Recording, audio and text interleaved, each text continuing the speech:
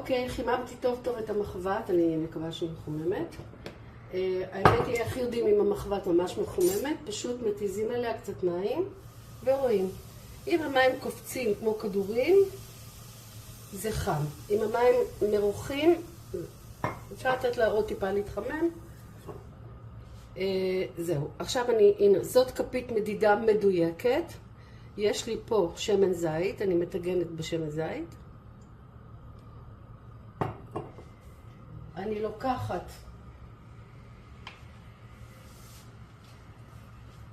מברשת סיליקון, מורחת את השמן בתחתית המחבת, ואפשר לראות שזה ממש לא נראה מעט שמן, זה נראה מרוח היטב.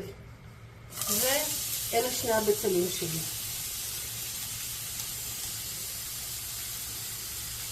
בואו נראה מה קורה איתן עכשיו.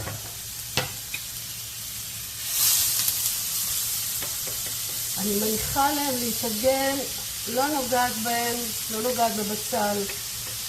מניחה לו להתאגן וממש לקבל שכבה חומה מלמטה, ורק אחר כך אני מתחילה לערבב.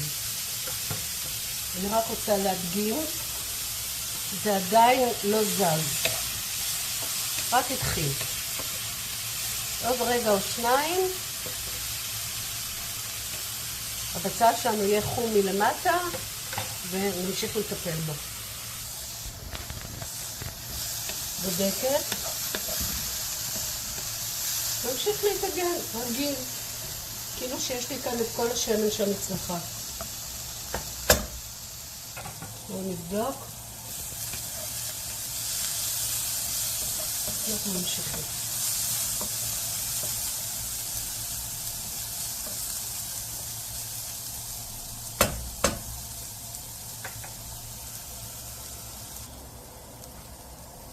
בואו נבדוק.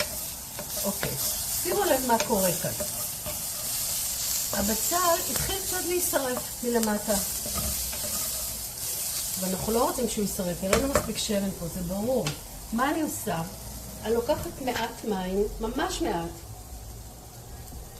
ומזרזת. טיפונת. לא יותר. שימו לב מה המים עושים. המים מערבבים את הקרמל שנוצר, עוצרים את השריפה של הבצל ומאפשרים עוד סבב טיגון. אנחנו נותנים לו להמשיך להתאגן.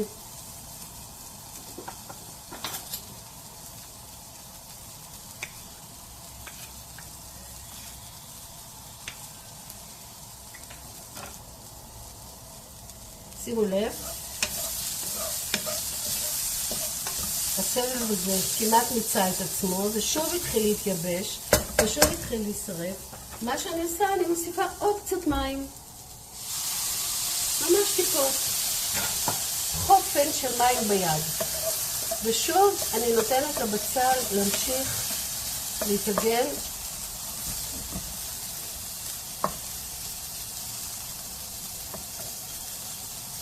עד שהוא מתרכך ומשכים.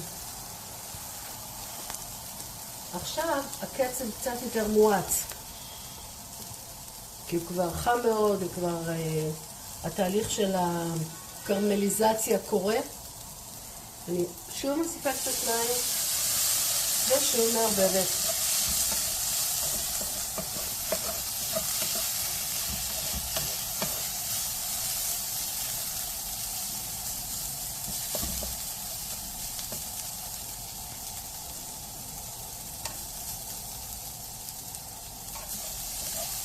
מבחינתי, הבצל הזה מושלם. הוא מוכן לבשל כל תבשיל או סיר. היום אני הולכת להכין מזה תערובת של ירקות, של מנגולד, גזר מגורד, של קישואים, שום, דלורית. ולתוך זה אני אוסיף ממש מעט אורז או קוסמת, עוד לא החלטתי, ואני עושה לי מנה של פחמימה, וקצת אפונה ירוקה גם כן, מנה של פחמימה עם קטניות שבעצם נותנת לי חלבון מלא.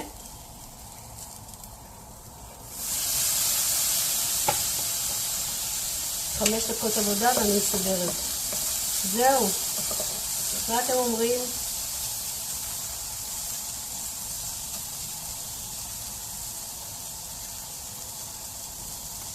עכשיו מה חשוב להגיד?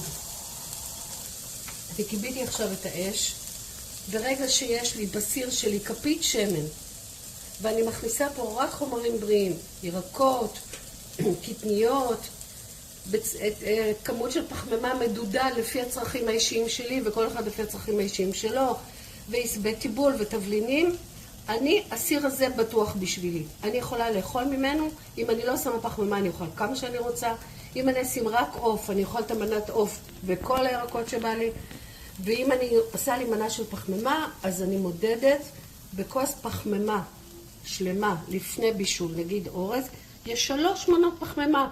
אז אם אני שמתי כוס אורז, אני יודעת ששליש מהסיר הזה אני יכולה לאכול חופשי, בלי שום בעיה, וזה יוצא המון לידיעתכם. אז תהנו.